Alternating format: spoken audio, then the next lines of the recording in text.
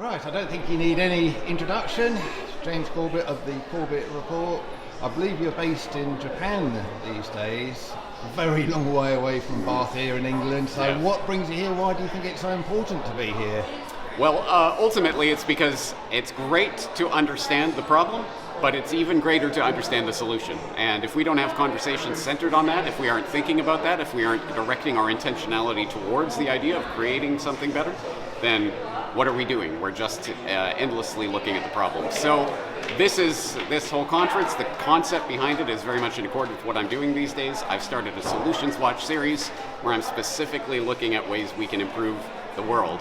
So I'm up to hear many, many different ideas here. Yeah, it's all about solutions, isn't it? And I saw your speech in the morning there.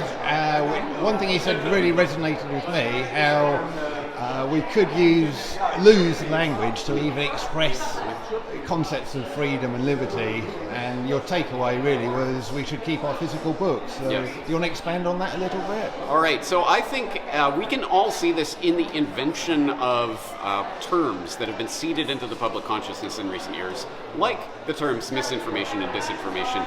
You will have seen earlier today, Neil Oliver, the MC of Better Way Conference, was saying that the term misinformation, disinformation, we don't need those terms. It's truth and lies. Why are they using these words? It's because they are attempting to manipulate the way that we can even conceive what is truth and what is lie. And that may be technically the truth, but it's still misinformation because we deem it so. And it's subtle.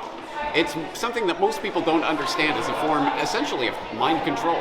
It is getting people to start thinking about things in a certain way, perceiving the world in a certain way. And that little trick that is applied there, and maybe by itself is not the end of the world, but that little trick applied over and over and over completely changes our ability to even conceptualize freedom or sovereignty or any of these subjects that we're talking about today.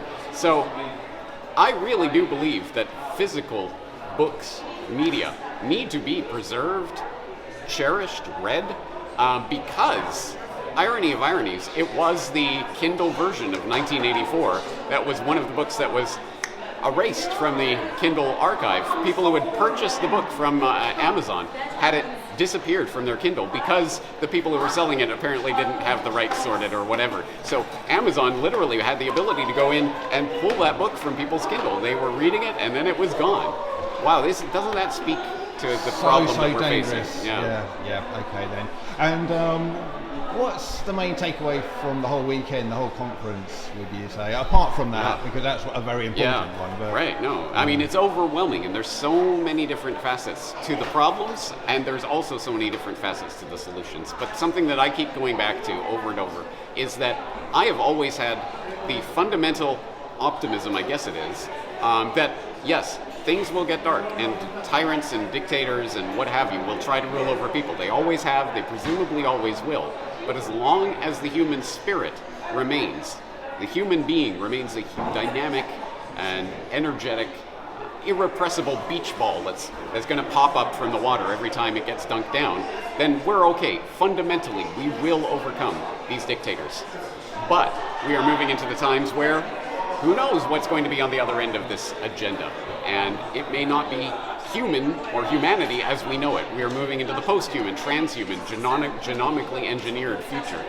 That is when I think we start to, there's a giant line we're about to cross. And if we cross that line, I think all the bets are off the table. So being human, preserving our humanity, really does seem to be the bottom line of all of this. And if I had the 1, 2, 3 step simple, quick remedy for that, I would let you know. But I know it involves finding ways to do things without the technology of enslavement that we've been handed on a silver platter. And do you think we're going to win this thing? Yes.